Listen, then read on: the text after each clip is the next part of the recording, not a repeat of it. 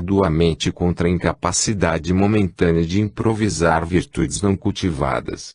Entretanto, contam com o apoio dos guardiães que os buscaram carinhosamente, através das inclemências dos ambientes sinistros. Incorporam-se aos caminheiros da verdade, sentindo-se estimulados a realizações benfeitoras. Fracos, indecisos em suas atitudes renovadas, buscam mentalmente o porto seguro do amor e indagam de si mesmos como puderam fugir da luz que tanto bem agora lhes faz. Sentem que o pouco produzido por cada um somado aos esforços dos que os precederam na tarefa, formam o conjunto de harmonia utilizado pelo Senhor na execução final da paz, ideal de uma humanidade esgotada em sua capacidade de sofrer pelos próprios desvarios. Já não se impõe compulsoriamente a verdade à sociedade atual pois, esclarecida cientificamente, libertou-se do dogmatismo, embora continue a vogar ao sabor das ondas, incapaz de encontrar a direção segura. Os homens já sentem que precisam buscar dentro de si as respostas para as interrogações que nascem a cada momento, perturbando-lhes a clareza de raciocínios. Se firmes em seus propósitos de pesquisa sincera, encontrarão as alegrias do Evangelho de Jesus. Necessitam, porém, de uma predisposição que os capacite a assimilar-lhes os ensinos e esta predisposição chama-se amor. Amor que se revelará através da compaixão pelo semelhante, integrando-os ao número dos que, há 2000 anos, fazem do meigo pastor de almas inspirador de seus gestos de fraternidade. Levanta-te e caminha, disse Jesus, ensinando-nos a não permanecer espiritualmente estacionados em torno das deficiências que nos tolhem os passos. Libertemo-nos da paralisia espiritual do tédio. Rompamos com a tradição de egocentrismo que nos impede de alargar o raio visual. Deixemos que ele atinja o maior âmbito possível e, assim, o centro da circunferência representado pelo nosso eu estará reduzido à sua verdadeira proporção. Logo que ampliarmos os pensamentos e dilatarmos a sensibilidade para o bem, maior será a capacidade do círculo em que nos situamos, para conter as bênçãos que nos felicitarão a alma. Que nossos corações possam expandi-los neutralizando as trevas, como pequeninos sóis interiores.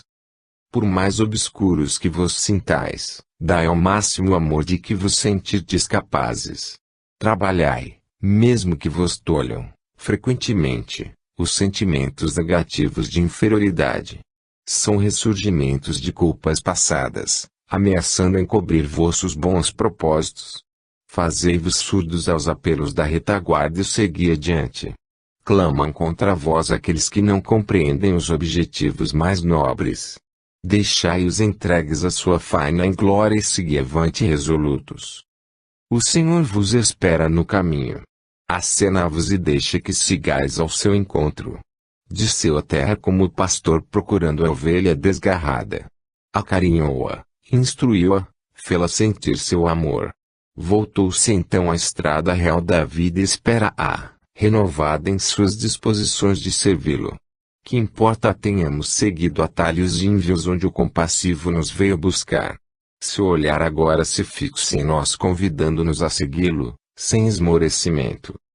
Que a luz das verdades cristãs faça de vossas vidas o sonho realizado das almas que se enamoraram do bem, transformando-vos em trabalhadores ativos e felizes na seara do Senhor. Sejamos todos um só rebanho para um só pastor.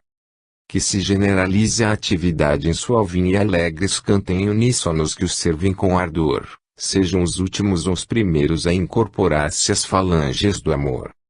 Atendei, o Senhor vos chama. Amai-o, amando a toda a criação. Bezerra de Menezes. Capítulo 17. Maria. Como legionário romano em Jerusalém, eu a vi e encantei-me com sua doçura, sendo impossível desde então esquecê-la, porque o amor ao que é belo e puro enche a alma de suave enlevo. Guardei a imagem de seu rosto angelical como uma relíquia em contraposição aos quadros apavorantes das guerras cruéis. Precisava permanecer longe da família por motivos profissionais, naquela terra infeliz e rude, cheia de almas inconformadas, odiar com todo vigor os incautos dominadores colocados entre eles e sua tão ambicionada soberania. Por mais belos e superiores em cultura e arte, por mais esclarecidos nas conquistas intelectuais da época, não passaríamos nós, os romanos, de simples intrusos, elementos de destruição e desgraça, diante do mais humilde filho do povo judeu tão cheio de orgulho em suas tradições. Como colocar-me em situação de simpatia diante daquela alma fiel às suas crenças religiosas? Pensava observá-la. Não havia em sua beleza a mais leve sombra de coquetaria feminina. Dir-se-ia tratar-se de um anjo, antes que de uma mulher. Caminhava com simplicidade, parecendo esquecida de si e do que a cercava.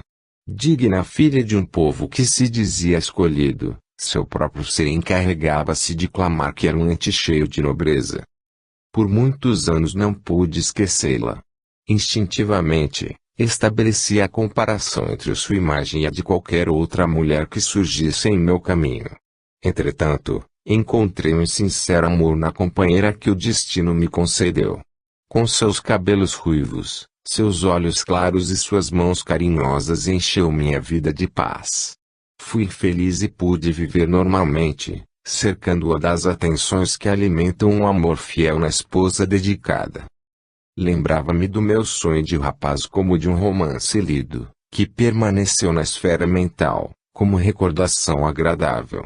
Homem maduro e realizado, encarava meus sonhos de jovem como pruridos de sentimentalismo que, inegavelmente, tiveram encanto em sua época. Cumpria fielmente meus deveres e possuía a recompensa da família bem abastecida e feliz. Certo dia, fui chamado a cumprir uma ordem. Teria que participar da execução de um criminoso. Todas as medidas estavam sendo tomadas para reforçar a guarda, pois era o criminoso muito popular e temia-se algum distúrbio. Armei-me como convinha e pus-me a caminho. De passagem, olhei distraidamente a casa que me prendera aos sonhos da mocidade e segui apressado em direção às obrigações do dia. Juntei-me aos companheiros e partimos em busca do prisioneiro. Grande surpresa nos esperava. Deveríamos flagelar um homem que em nada se assemelhava a um criminoso. Mantinha-se digno e sereno como se fosse julgar a nós. Sentíamos como se devêssemos apanhar as chicotadas que lhe eram desferidas e havia um constrangimento geral com a situação inesperada. Libertamo-nos, logo que pudemos, certos de que jamais veríamos coisa semelhante. Mas entregue a novo julgamento, concluíram que era necessário ir até ao fim e pusemo-nos a caminho, contrafeitos, nós que já estivéramos em contato direto com a sua personalidade inconfundível.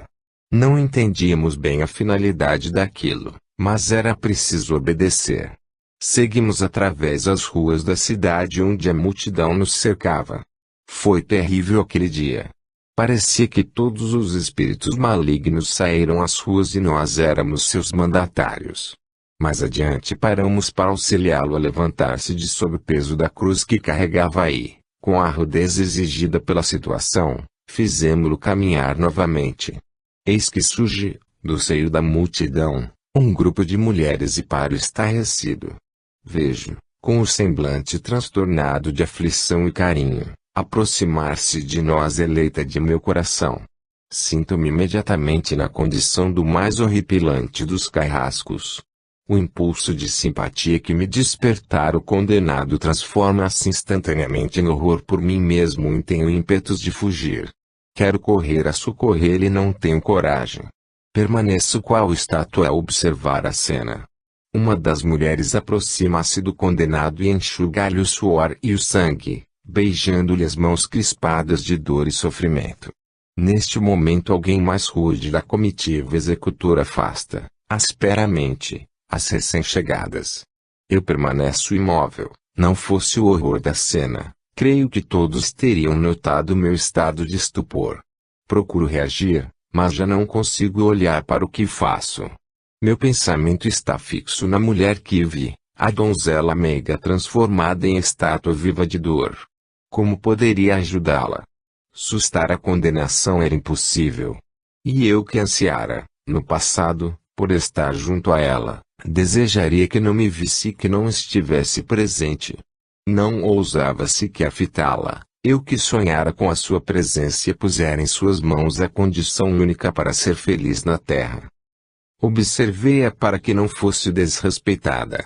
Insensivelmente, acerquei-me do seu grupo, como que atraído pelos únicos seres que fossem dignos naquela turba. A dor não lhe roubava a maravilhosa vibração de anjo caído do céu. Continuava a caminhar como ser único na terra. Compreendi então que meu sentimento em relação a ela era mais do que amor, era veneração.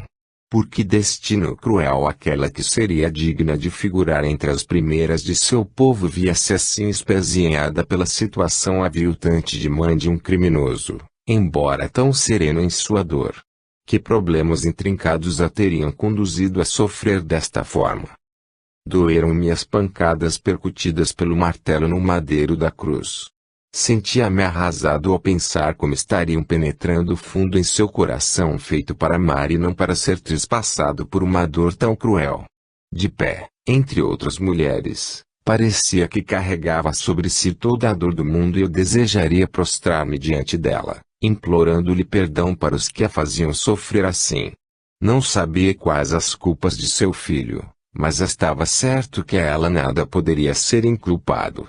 Juraria que fora mãe dedicada, prestimosa e tal nobreza se irradiava também dele, e facilmente viam-se os reflexos de uma afinidade angelical entre ambos. Via chorar e não a pude consolar. Amei-a com ternura ilimitada naqueles instantes, entretanto, via engrandecida sem compreender sua real situação. Sua figura humana não pôde inspirar-me a ponto de revelar-se única entre as mulheres que pelo mundo passariam. Estive diante dela genuflexo em espírito. Apreciei sua grandeza de alma e não sabia que presenciava o maior drama da história e que estava possuído do grande privilégio de contemplar a mãe de Jesus. O amor profundo que me inspirava tinha origem no fato de ser um espírito de alta hierarquia que baixara à terra, em missão de renúncia e amor. Possuindo em alto grau semelhantes virtudes, bastaria um simples olhar seu para que os homens se sentissem guindados aos sentimentos mais elevados. Logo que não fossem dos mais embrutecidos, sentir-se-iam inspirados por seu meigo semblante feminino, cuja ternura jamais fora igualada. Passou sobre a terra como um suave rocio, que beija levemente as flores que toca, refrescando-as e tornando-as mais belas. Sua doçura era tal que me encantou e me manteve preso, apesar do turbilhão de paixões, à nossa volta, naquela tarde. Ao retirar-me de lá, estava convicto de que os condenados deveríamos ser nós e uma estranha ordem de ideias inverteu os valores da vida a meus olhos daí por diante. Já não possuía firmeza no comandar ou obedecer. Ansiava por alguma coisa que não saberia explicar e que me locava, fundamente, no olhar dela e de seu filho. Por convicção íntima, sabia que o mundo seria melhor dirigido se quem estivesse nos tronos possuísse a brandura daqueles dois seres. Por mais estranho que me parecesse, os sentimentos revividos de uma juventude longínqua não alteravam em nada o amor em meu coração pela companheira de existência. Senti, assim, quão nobre é o amor verdadeiro, aquele cheio de idealismo. Vibra de forma tão generosa ao ser inspirado pelas almas puras, que não desaparece quando partilhado, ao contrário, incentiva quem o sente a dar-se, multiplicando-se para melhor doar-se. Inspirado na elevação de espírito que se irradiava de tal criatura, pude amar com mais firmeza a esposa que possuía, pois vi agora em todas as mulheres um reflexo de sua grandeza d'alma. Predispunha-me, com sua simples recordação, a julgar que havia uma semente daquela grandiosidade de que era portadora, em cada mulher. Era um ideal sublime a ser atingido por todas e em todas passei a respeitar uma candidata às virtudes angelicais que identificara, sem dificuldade, naquela que conhecera tão superficialmente, mas cuja observação ligeira fora o suficiente para inspirar-me de forma tão elevada. Soube mais tarde que não me enganara. Ela era de fato a mulher escolhida na espiritualidade, modelo divino de todas as outras. Amo-a, como um legionário seu, hoje cheio de compreensão quanto aos deveres cabíveis em relação a este amor. Personagem obscuro de um drama que ainda não se findou, trocou hoje os papéis e, em vez de contemplá-la penalizado diante de sua dor, ponho-me a serviço da humanidade, por cujos erros também ela chorou. Cada gota de orvalho de seu pranto correu generosamente sobre o solo em que pisou e converteu-se em alimento para as almas que a amaram sem a compreender e que no presente procuram sentir a grandiosidade de sua missão ainda não terminada junto aos homens. Deixou sobre a terra o perfume de sua passagem. Em sua personalidade inspiraram-se santos e poetas, pois os santos são os poetas da vida real. Sublimou-nos os sentimentos de amor. Deu-nos, em sua grandeza espiritual, o exemplo do que pode ser o toque feminino na vida do homem, dedicação, amor, grandeza moral. Elevou a categoria de anjo protetor à condição de mulher, que até então permanecia catalogada entre as propriedades prazenteiras do homem.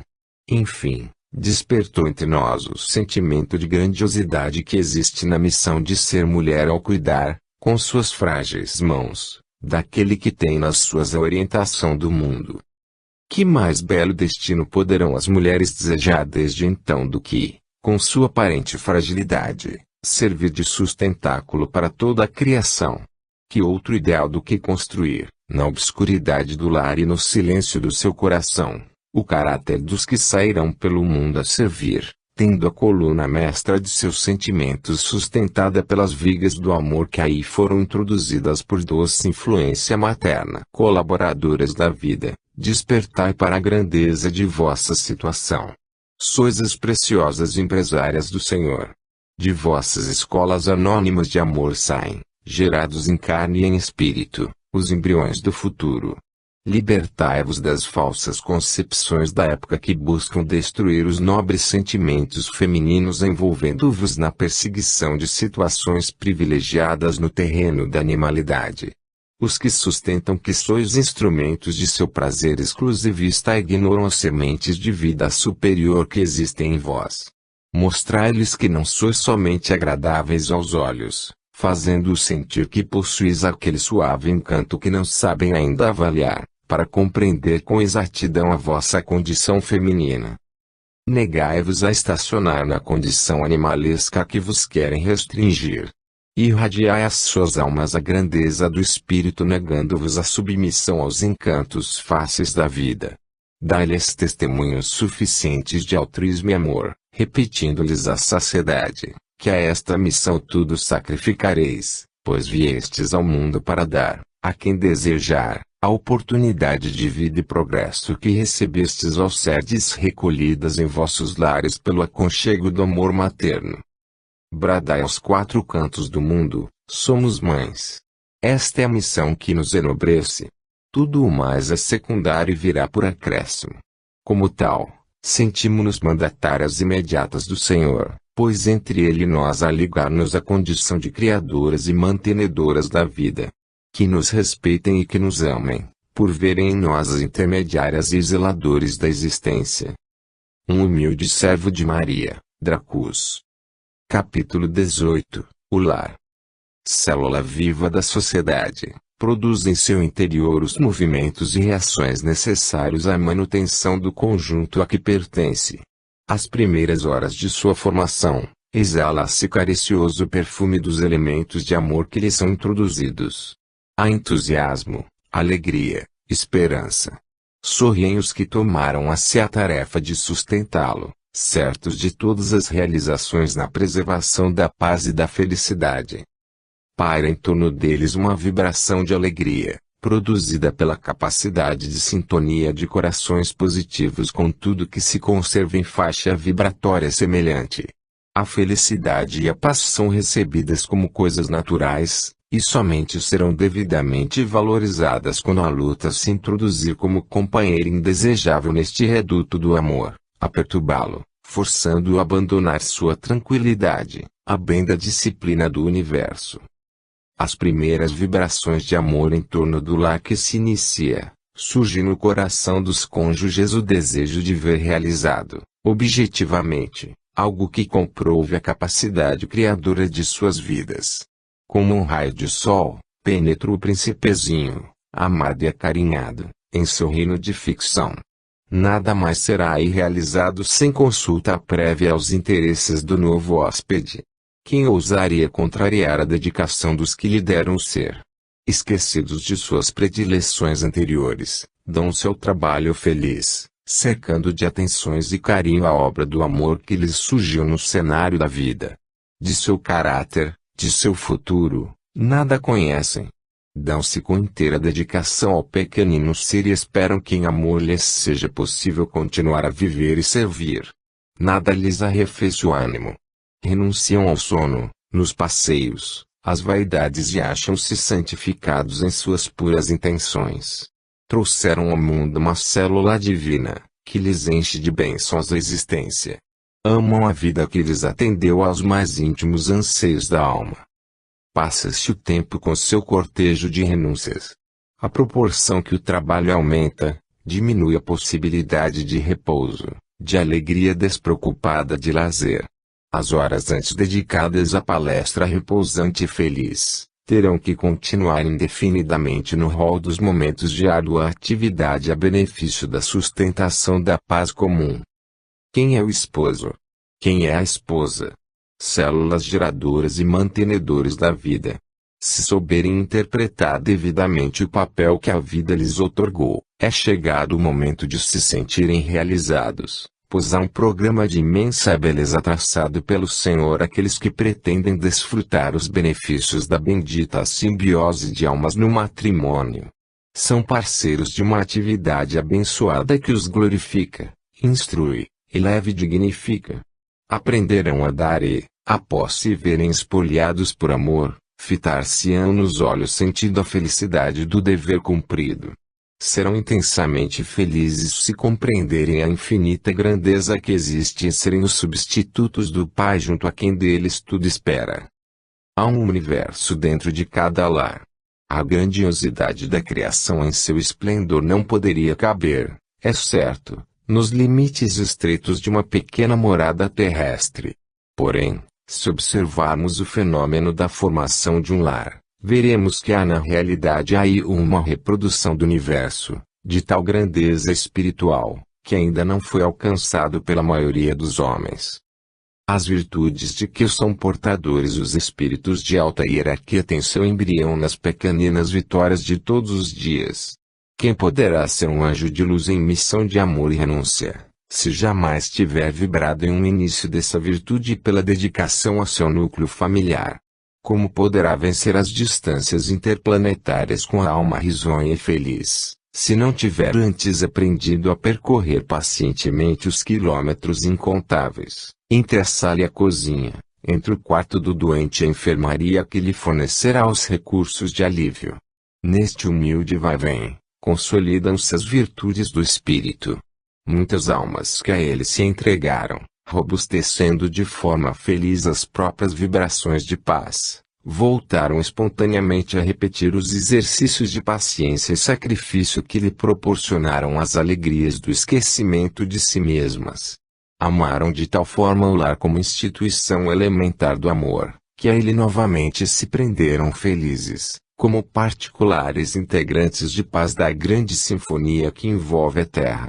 Sabiam, ao reencarnarem, que quanto mais lhes fosse exigido pelo grupo familiar, mais seria preciso aprender a dar. Surgiram então estes heróis anônimos, estigmatizados pela cegueira humana como vítimas de seus companheiros de existência, almas sem capacidade para reação. A humildade é o sentimento predominante em seus espíritos. Tudo lhes pode ser proveitoso, dependendo de suas reações nobres, alegria que da terra levarão consigo, sob a forma de vitória interior.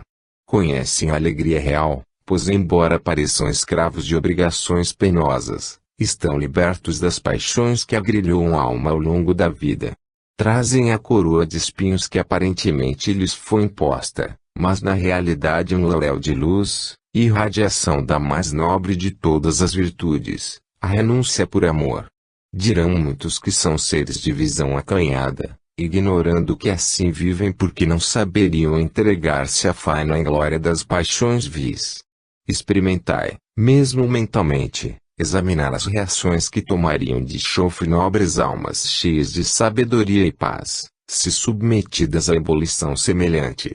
Quem não terá visto grandes mestres do intelecto e da razão sucumbirem diante de provas que um rude campônio é dado enfrentar com serenidade no seio de sua organização familiar?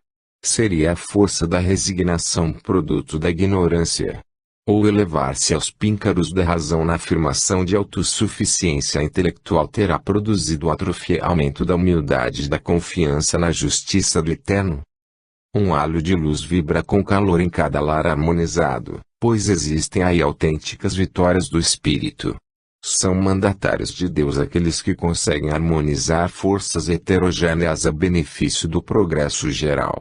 Que se rejubilem, pois suas vitórias são constatadas nas vitórias do conjunto e ninguém pode delimitar, com exatidão, a contribuição de cada qual. Dentro do lar as maiores dádivas são realizadas no silêncio do próprio espírito cônscio de seus deveres, e as mais profundas alegrias são confiadas a Deus com a felicidade de uma irmanação completa junto ao semelhante. Dirigi todos os vossos esforços no sentido de estabelecer, entre vós e vossos irmãos, uma tal corrente de simpatia e amor, que possais honestamente afirmar que procurais amar a Deus sobre todas as coisas e ao próximo como a vós mesmos. Esforçai-vos e que não haja, entre vós e vossos companheiros de jornada, a menor barreira impedindo dirigir-vos em termos de igualdade para com todos. Amai-os, sejam eles como forem. Servi-os, engrandecendo vossa capacidade de dar. Se desejais o progresso dos que vos cercam, desejai-o tanto quanto o vosso próprio, aproveitando as oportunidades de evolução que eles vos proporcionam. Quanto à parte que lhes compete, o Senhor os proverá tanto mais rapidamente quanto os souberdes amar e servir. Não os recriminemos por não serem capazes de realizar tanto quanto nos agradaria. Amemo-os como são e a paz nos virá ao coração. Sejamos amigos, fraternos, consoladores e fortes em nossa capacidade de servir, como a árvore frondosa de tronco robusto. Que o Senhor vos auxilie, pequeninos elementos formadores das células do lar, a fim de que, saneados em vossas disposições de nobremente servir, possais colher o fruto de vossos esforços, na alegria de serdes focos de luz a irradiar harmonia e paz. Desta forma, em breve todos os corações que vos cercam estarão a vós ligados pelos mais doces laços afetivos. Tereis então oportunidade de vos retemperardes nas ondas infinitas do amor verdadeiro. André Luiz. Capítulo 19. Alegrias espirituais. Uma palavra de amigo, no infortúnio qualquer, produz o efeito de bálsamo que, com carinho, é posto sobre a ferida. Por isso, dirigimo-nos às almas que, inexperientes, ferem-se na ânsia de caminhar através das estradas espinhosas da libertação espiritual. Encontra-se, muitas vezes, o espírito num vasto campo, estacionado, quando lhe falam de paragens celestiais que poderão ser atingidas após grandes esforços. Põe-se a caminho, decidido a vencer e, sem sentir a mágoa que lhe causam os espinhos, transpõe grandes distâncias, chegando ao fim da estrada onde pode repousar, contemplando o largo campo florido de sua terra de promissão. Bendiz o nome do Pai e prostra-se em adoração sem limites, desejando permanecer para sempre no campo da paz e da realização positiva que lhe é facilitada. Sua coragem e desenvoltura granjearam-lhe a possibilidade de alargar horizontes, porém, seu nível espiritual não permite maior permanência no local que atingiu. É ali tolerado temporariamente como prêmio ao valor de quem se candidata a novas conquistas. Por espírito de disciplina, no momento do regresso, submete-se pacientemente, mas permanece-lhe no íntimo a revolta, sob a forma de inconformidade. Identificando a inferioridade do ambiente a que pertence, lamenta-se ao invés de alegrar-se por receber estímulo tão generoso ao seu progresso espiritual. De retorno ao convívio amoroso de seus companheiros, que antes lhe proporcionara alguma alegria, sente-se desanimado e infeliz. Pobre ser! Ao ser brindado com a possibilidade de atravessar os muros que o separavam do campo da vida, após longa caminhada de sacrifícios, somente soube trazer no coração o veneno da tristeza, através da inconformidade com sua humilde condição. Se não lutar contra essa tendência nociva, mais tristezas acumulará-se que alegrias, pois nada lhe parecerá satisfatório em seu ambiente comum. É necessário equilíbrio aos que atingem um determinado estágio espiritual, a fim de compreenderem as nuances sutis do egocentrismo que se apresenta embuçado sob o aspecto de idealismo. Nunca será demasiado alertar as consciências que se enamoram das grandezas da vida eterna quanto à necessidade de aprender a ver, como convém, os diversos aspectos da vida diária. Não se esqueça o espírito desejoso de progresso de que a argamassa sólida sobre a qual repousa a construção definitiva do espírito baseia-se na união perfeita de pequenas pedrinhas trazidas ao edifício moral através do cuidado minucioso com o minuto que passa. Nenhum bem será realmente duradouro se houver a contrabalançá-lo um mal, como a moeda não terá valor se cunhada somente em uma das faces.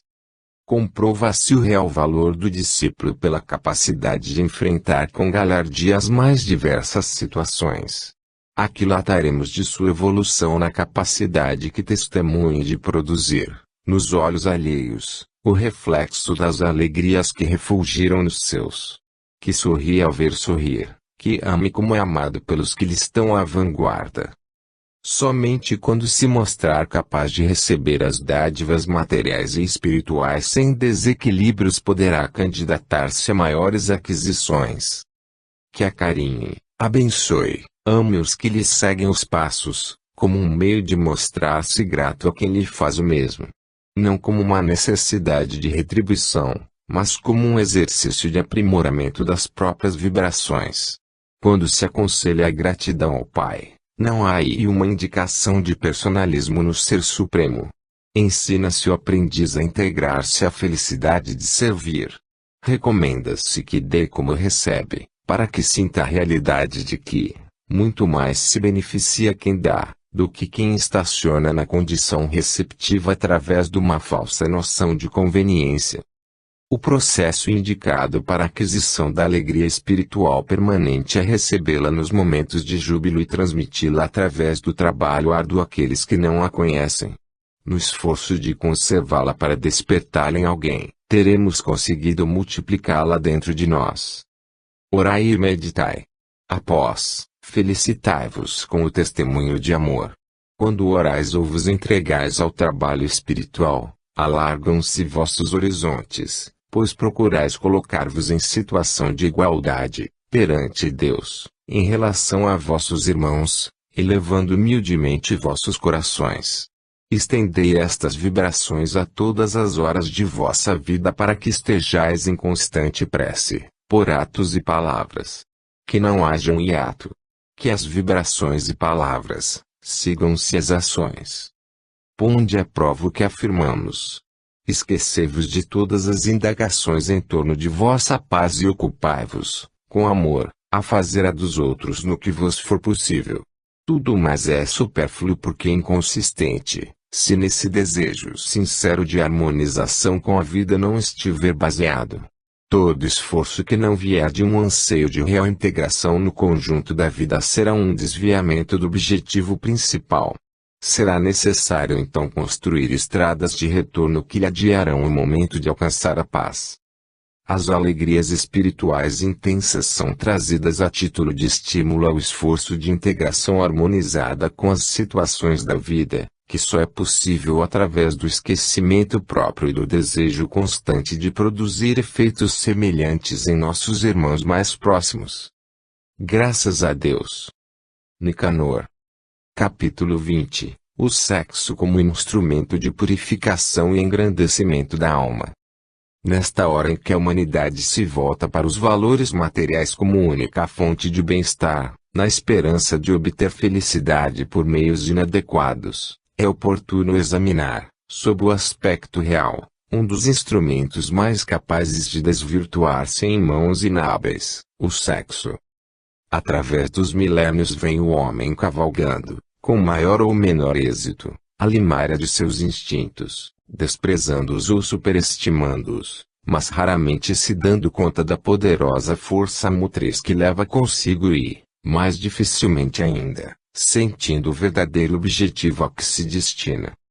O Senhor colocou a atração do sexo como a mais remota manifestação do amor universal, como a ponte que ligaria os seres no despertar da consciência individual, ao grande envolvimento de amor que paira sobre a vida. Justifica-se, pois, que seja o instinto que mais fortemente se manifesta nas criaturas após de autoconservação. Existir para amar é uma conjugação de fatores que rege a vida normal, projetando-se através de uma escala infinita de sublimação que conduz a graus cada vez mais aperfeiçoados de felicidade e paz. Profundos trabalhos de renovação espiritual são executados sob o impulso desse instinto, sem que os interessados possam avaliar quanto devem a tão incompreendida atração do sexo.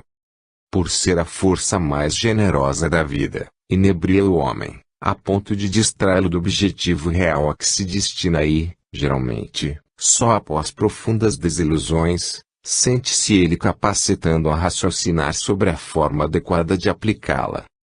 É profundamente triste que ainda não haja alcançado a divulgação devida ao conceito de que o sexo é uma força essencialmente libertadora, capaz de aproximar o homem e o seu Criador, nas características primordiais de sua natureza divina, criar e amar, dar vida e sustentá-la, doar-se para renovar a si ao semelhante. O homem que detém o controle dessa energia interior pode ver, no sexo oposto e no seu próprio, seres dotados de uma possibilidade maravilhosa de engrandecimento, mantenedores e guardiães da vida no planeta.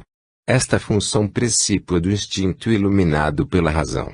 A par dessa prerrogativa humana e eterna de modeladores de almas e de corpos, há as consequências correlatas de uma possibilidade crescente de amar e servir ao semelhante através do contato recíproco. O homem, com suas características de liderança e firmeza, é capaz de transformar-se no apoio e no estímulo às realizações de suas irmãs, almas femininas que esperam amparo e incentivo para a realização do sonho de projetar-se no panorama da vida como intermediárias e manipuladoras das forças que se combinam para a continuidade da espécie.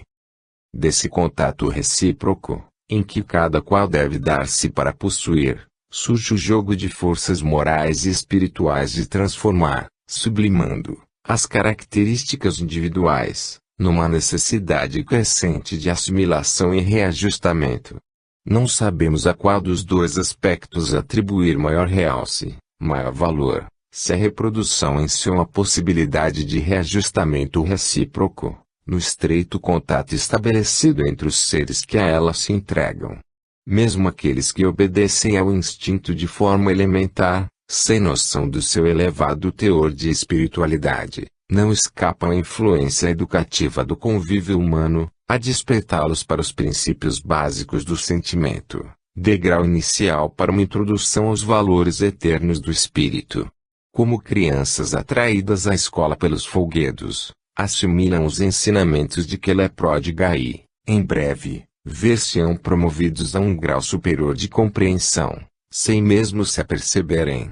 Aquele, pois, que abre as portas da existência para novos seres, não só dá vida aos que chegam, mas especialmente está animando em seu desabrochar de valores espirituais, por ser forçado a multiplicar-se em seu mundo interior.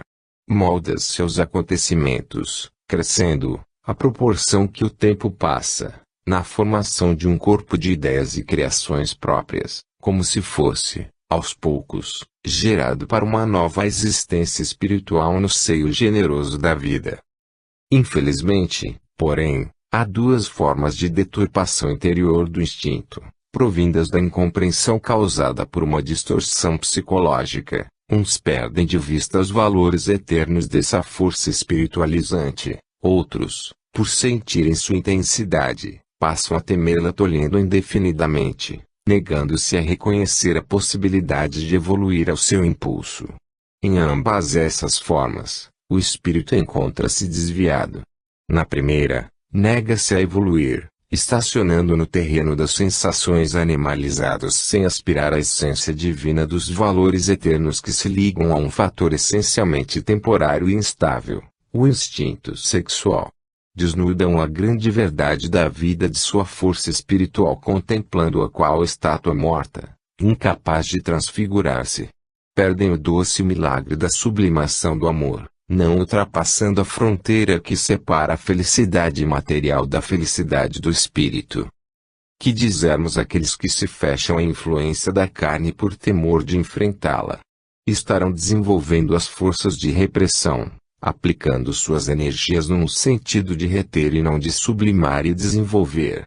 A energia pura da espiritualidade que pode ser canalizada através da experiência do sexo é digna de transportar os homens aos degraus da purificação, se orientada num sentido verdadeiro e jamais degradará quem a sente e vive como uma bênção da vida. Quem sob os cumes de uma espiritualização real, pode prescindir dessa forma embrionária do amor, mas jamais a sufocará enquanto existir. Ao contrário, usufruirá, ao seu contato, das premissas de uma situação de espiritualidade em vias de se concretizar. Não existe evolução consolidada para a sublimidade do amor espiritual quando for necessário sufocar o instinto. Aquele que já o sublimou, orienta-o sem recalcá-lo, não foge dele porque não o teme e sente a verdadeira interpretação que lhe deve dar, fonte de união, de progresso coletivo, de amor, em suas manifestações primeiras. A mente evoluída dirige o sexo. Canaliza-o para as suaves impressões do amor doação, que aproxima do amor universal, no sentido verdadeiro de fraternidade, feliz por participar das lutas e problemas evolutivos dos seres a quem se liga. Eis porque a evolução do instinto sexual leva o homem a congregar-se em famílias e, embora sua natureza animal muitas vezes clame contra essa condição restritiva, a situação de espírito em processo evolutivo não lhe permite mais prescindir do aconchego dos seres amados. Muitas palavras têm sido pronunciadas em torno do problema que constitui para o homem tornar-se senhor de sua natureza animal, porém a solução para tal impasse só será alcançada quando sentir que preponderância a sensibilidade espiritual sobre a instintiva e isso só se fará quando souber alcançar as suaves vibrações do amor cristão ao semelhante. A proporção que esta capacidade de amar em espírito e verdade se desenvolve, deixa o homem desboroar-se contra a dureza do instinto animal, para guiá-lo como força útil aos seus objetivos mais altos. A luta travada no caminho evolutivo para alcançar o domínio do instinto é cheia de espinhos, porém eles serão menos perigosos à proporção que a criatura não os fixar em si. Nas sucessivas encarnações em que o espírito mergulha na matéria densa, vai aos poucos sentindo a possibilidade de aliviar-se do peso da escravidão ao instinto. Registrando em sua consciência as consequências nefastas de uma submissão indesejável à força animal, chegará, pela experiência própria, a conquistar um grau evolutivo superior no qual possa ver à distância o terreno em que pisa quando é ao contato da matéria, estabelecendo rumos novos à própria vida. O instinto então surgirá diante dele como uma das muitas forças que a natureza concede com a finalidade grandiosa de plasmar na terra o reino de paz e amor com que sonha sem saber onde buscá-lo. Glória a Deus, o Senhor de todas as coisas, cuja sabedoria criou as forças da vida com o objetivo sublime do engrandecimento espiritual. Paz e vitória a todos os homens. Ramatiz. Capítulo 21. A amiga fiel. Diante da eternidade, somos como ânforas muito antigas onde são colocadas camadas sucessivas de experiências. Se pudéssemos mergulhar a sonda do pensamento ao fundo do vaso, veríamos que, o que nos causa aversão hoje, foi muitas vezes objeto de nossa predileção no passado. Aquele que condena, asperamente, o proceder leviano de seus companheiros de existência, não raro passou pelas mesmas experiências, agasalhando idênticas reações. No percurso realizado, cuja extensão não podemos avaliar, milhares de atitudes extemporâneas terão sido ornadas por nossos espíritos sequiosos de proveito imediato na pauta dos sucessos diários. Impulsos que hoje nos pareceriam incompatíveis com nossa natureza marcaram, indelevelmente, as atitudes mentais do pretérito, trazendo ao espírito conturbado o determinismo fatal de reviver proveitosamente a experiência malograda. Além dessa experiência renovadora, contar agora com o ônus de ter infligido a dor e o desencanto a seus companheiros de jornada. Permanece em dívida com a vida e sente-se impelido a saudá-la com esforços redobrados. Sua alma encontra-se condicionada aos reflexos negativos do passado e idênticas situações, reações semelhantes surgirão. Agasalhando propósitos sinceros de renovação, o espírito que deseja reiniciar a jornada terrena busca um elemento salvador que o desperte no momento da prova decisiva. Conhece a força do hábito sedimentado em sucessivos fracassos e teme o esquecimento temporário em que se verá imerso. Valoriza então a dor como fonte de esclarecimento e alerta. Certamente que, como filho de Deus, a luz o atrai intensamente. Sonha com a ventura das almas eleitas. Não há, em seu espírito, uma atração mórbida para o sofrimento. Porém compreende que se puser algumas pedrinhas dentro do seu calçado, já não caminhará tão distraído como se fizera costume seu. Em sua alma rebelde a reflexão está condicionada à dor e parece-lhe perigoso caminhar sem esta companheira, que o tem despertado para a visão mais clara da vida. Num gesto de profunda nobreza abraça-a e pede ao Senhor lhe permita levá-la consigo no caminho da renovação. Desfaz-se das facilidades que o predispuseram ao gozo excessivo no passado e submete-se à disciplina espartana. Mas a dor é companheira tristonha. Suportada longamente traz profundo cansaço. Quanta gente distraída e feliz à beira do caminho, pensa o viajor, e eu a carregar comigo este fardo tão pesado. Observando-o, vemos que caminha, mas seu coração vacila prestes a entregar-se ao desânimo. Sente-se só e seus olhos fixam-se, insistentemente, nos que parecem cercados de alegria. Em sua solidão, ainda não valoriza a felicidade interior de sentir-se acompanhado pela sentinela fiel, que por vontade própria procurou trazer consigo na jornada do ouvido temporário. Abra as janelas da alma e ouve o convite do prazer em que tantas vezes se deleitou no passado. Ao pequeno fio de consciência das verdades eternas que corre timidamente sob a forma de uma tênue hesitação, opõe a resistência do desejo de prazer deturpação do anseio de felicidade que o caracterizou em suas resoluções nobres no além. Assim, represada a consciência mais alta, dispõe-se a reingressar no âmbito das experiências deletérias, com esquecimento de todo um programa de realizações. Julga, enfim, poder felicitar-se com a ruidosa companhia dos que trazem afivelada ao rosto a máscara da felicidade fictícia e enganadora. Buscando o prazer desregrado, tem a impressão de quem se reintegra a um ambiente compartilhado em épocas não identificadas. Nesses momentos não percebe a seu lado a sombra fiel de sua existência. Nos primeiros volteios dessa girandola, sente-se feliz e muito bem acompanhado, pois todos à sua volta estão ocupados do mesmo anseio de perturbação da própria consciência. Mas toda alegria fictícia é intermitente por carecer de bases, consumindo energias que poderiam fazê-la duradoura.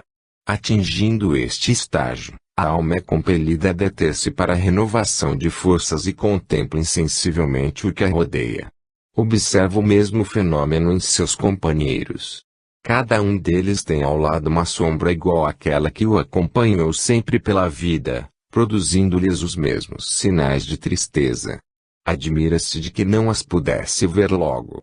Compreende a ilusão que lhe causou a máscara afivelada aos rostos risonhos, impedindo de identificar os sinais denunciadores dos mesmos males. Continuando a observá-los, vê que ajustam sistematicamente a fisionomia sofredora à ilusão de uma expressão de alegria, em nada semelhante à que idealizou para si. Sente que para continuar a ronda inconsequente terá de transformar-se em ator fracassado, que não vive seu papel com sentimentos profundos e nada realmente duradouro alcançará por tais caminhos. Encontra-se novamente desanimado. A dor, companheira incômoda, não o abandona nem mesmo quando lhe opõe o gargalhar histriônico dos prazeres fictícios. Nem o vinho, nem o ruído, nem a libertação total dos instintos, conseguem afastá-la. Por fim, levado por um velho ensinamento que aconselha a enfrentarmos aquilo de que nos desejamos livrar, volta-se decidido a investigar as razões da louca persistência com que é seguido.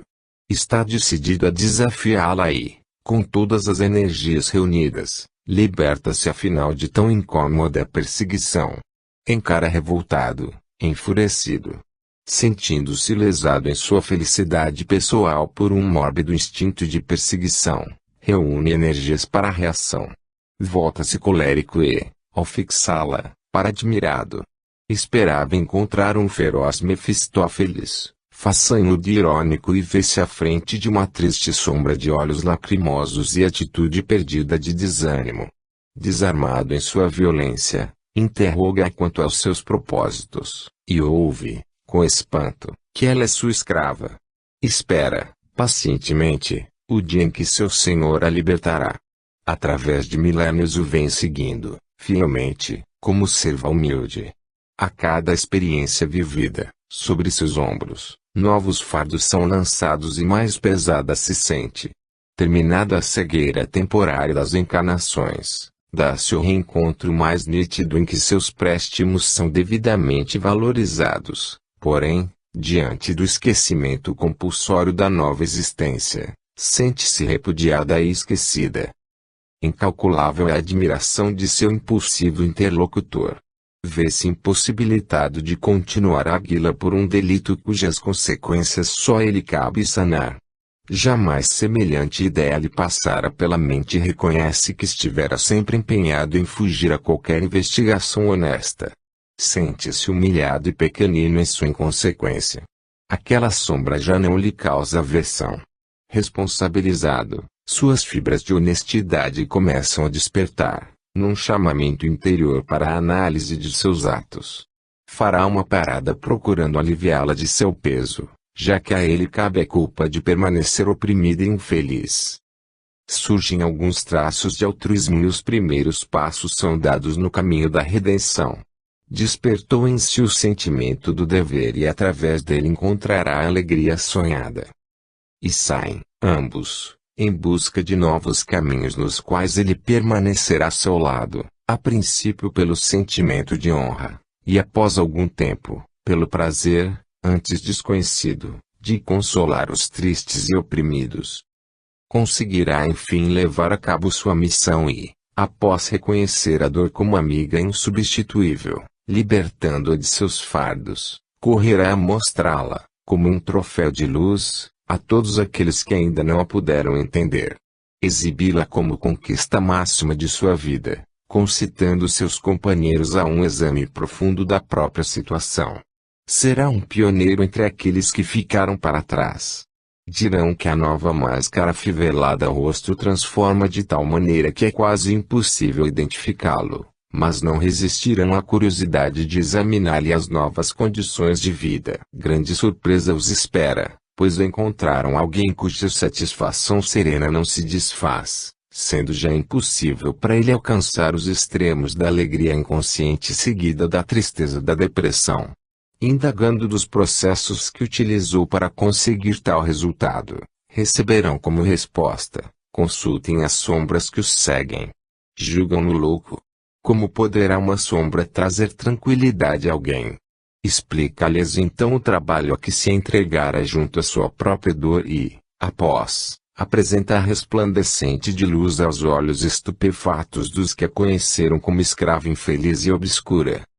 Após essa demonstração retira-se abraçado a ela, risonho, sob o olhar cheio de espanto dos que ouviam, disposto a voltar tantas vezes quantas forem necessárias, para animá-los a fazer o mesmo teste de interrogação à própria dor.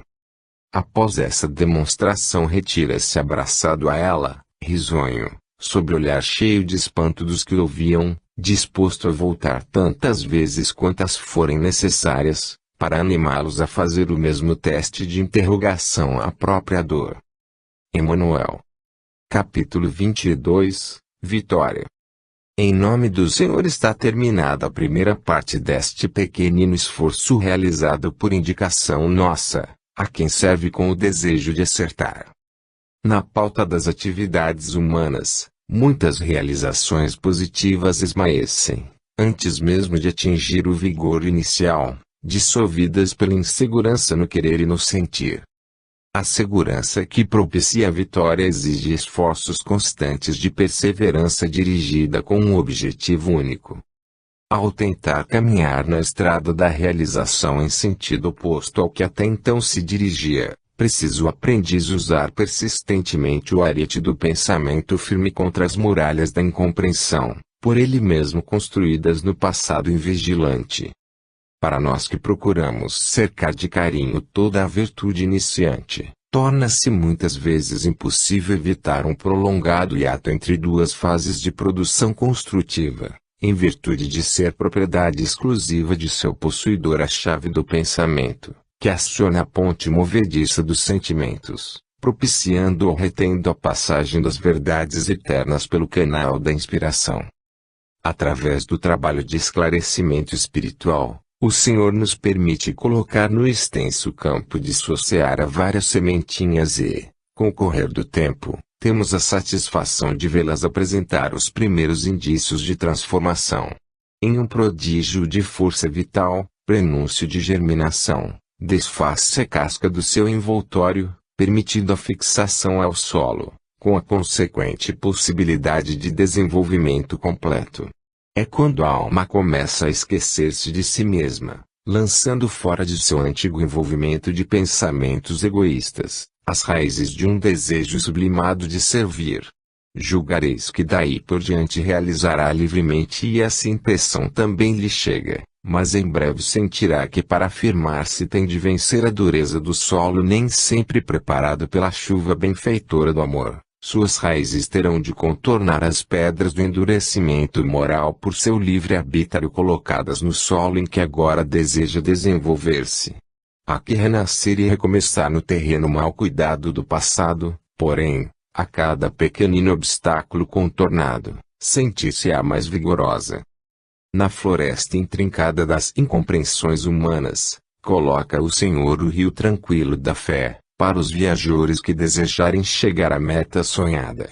Todas as vezes que sentirem sua embarcação ameaçada de submersão pela insegurança e fragilidade do material de que se constitui, terão de invocar novos recursos, com a firmeza da vontade aliada à alta compreensão dos objetivos reais da existência. Com o auxílio do alto, deve o viajor compreender que sua jornada não vale por si mesma, mas pelas consequências que tiver para si e para os outros, conquistando uma visão de conjunto na qual todos os detalhes serão vistos como o valor secundário que realmente tem. Só a beleza da vida, só a felicidade do serviço por amor, terão verdadeiro sentido. A floresta que o cerca tem, realmente, aspectos horripilantes para quem se detém a examiná-los. Porém, estará a salvo se construir a embarcação da confiança e navegar suavemente o rio da misericórdia divina que atravessa. Assim, desejamos encorajar os médiuns iniciantes que sentem desabrocharem-se a flor da boa vontade, pois toda realização feliz é produto de esforço contínuo, através de longos períodos de exercícios e trabalho árduo. Nenhuma virtude, nenhuma aptidão é produto de improvisação fácil. Ao espírito desejoso de servir, recomendamos persistência, pois não existem privilégios. Consideramos os médiuns vitoriosos como seres que amaram tanto o ideal de servir que desenvolveram em si as forças capazes de destruir os obstáculos que os separavam da inspiração mais alta. Sabendo que o sopro divino paira sobre a criação, compreenderam que fazem parte do grande concerto de almas reunidas em torno do Senhor para a produção da vida. Tímidos, vacilantes, porém certos do que desejavam, iniciaram suas atividades redentoras e em breve viram-se totalmente envoltos pelo amor absorvente do Pai. Essa escalada dá-se às vezes